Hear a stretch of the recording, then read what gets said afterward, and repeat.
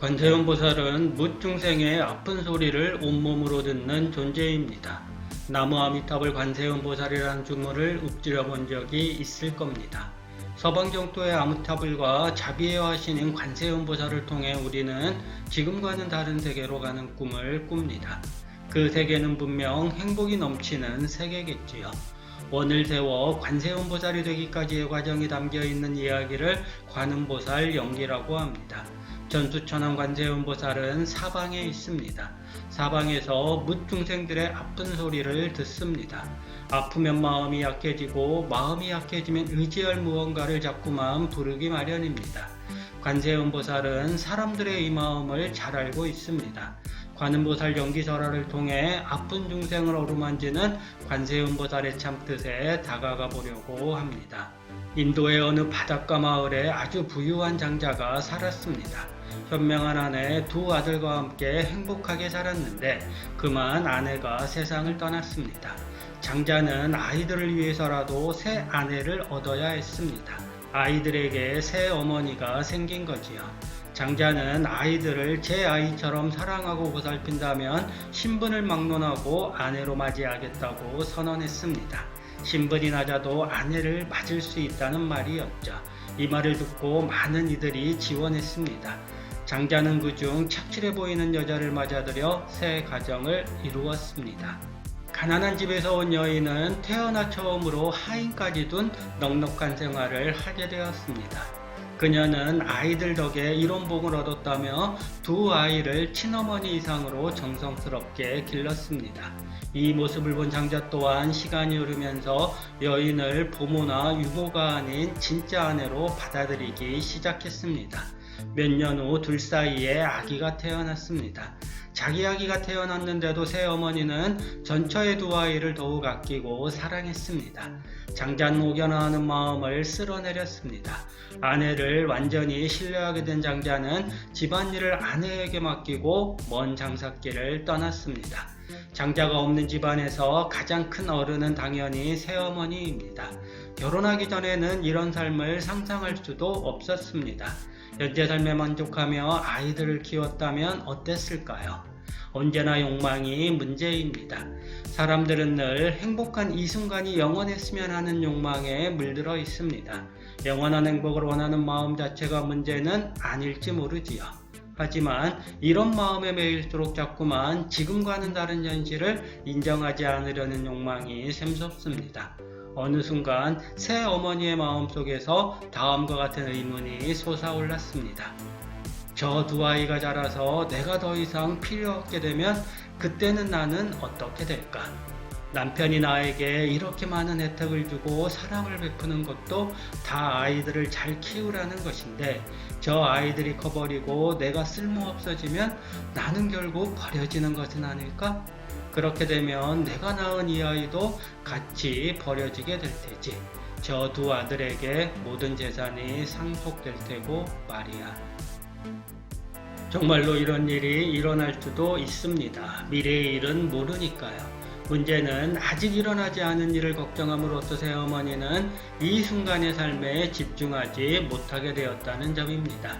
이 생각을 떠올리기 이전만 해도 그지없이 행복했는데 이 생각에 빠진 순간부터 새어머니는 고통스럽게 가난한 생활로 다시 돌아갈 것 같은 불안감에 휘말렸습니다.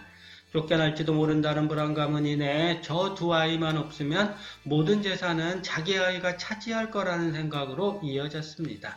새 어머니는 지금 전도몽상에 빠졌습니다. 지금 행복을 유지하는 일과 전처 아이들의 죽음을 같은 선상에 놓고 있으니까요. 새 어머니는 생각을 실행에 옮겼습니다. 소풍을 가자고 하고는 무인도로 아이들을 데려갔습니다. 그리고는 아이들이 놀이에 정신이 팔린 사이 몰래 배를 타고 집으로 돌아왔습니다. 새어머니가 사라진 사실을 아이들은 언제 알았을까요?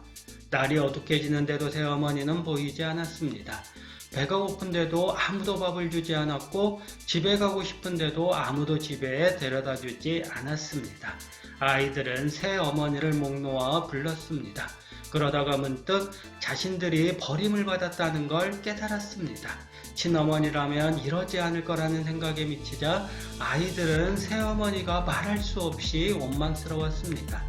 아버지가 새 장가를 들지 않았다면 이런 일이 일어나지 않았을 거라는 생각에 미치자 장자를 떠난 아버지도 한없이 미웠습니다.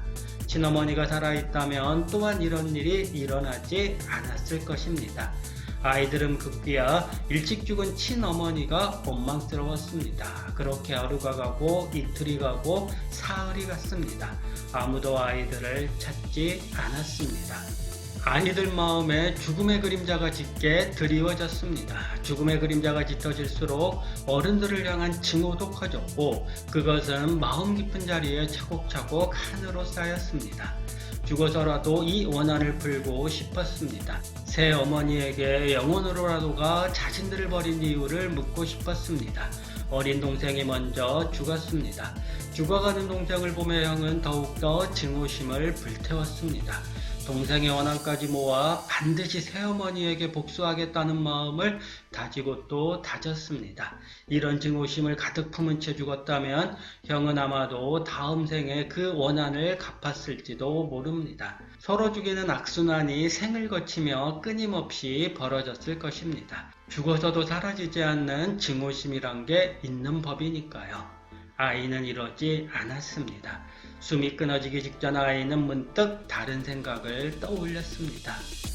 내가 아무리 소리쳐 불러도 새엄마도 아버지도 친엄마도 나의 고통을 모르고 내 부름에 응답하지 않는구나.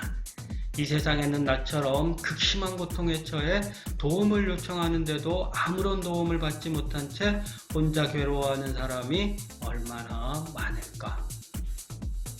아이는 자기 고통에 머물지 않고 그를 통해 타인의 고통을 이해하는 길로 나아갔습니다.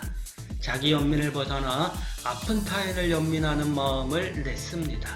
타인을 연민하는 사람이 어떻게 복수심에 불타버릴 수 있을까요? 아이는 다음 생에 태어나서는 서로 죽고 죽이는 사바세계의 원한을 되풀이하지 않겠다고 다짐했습니다.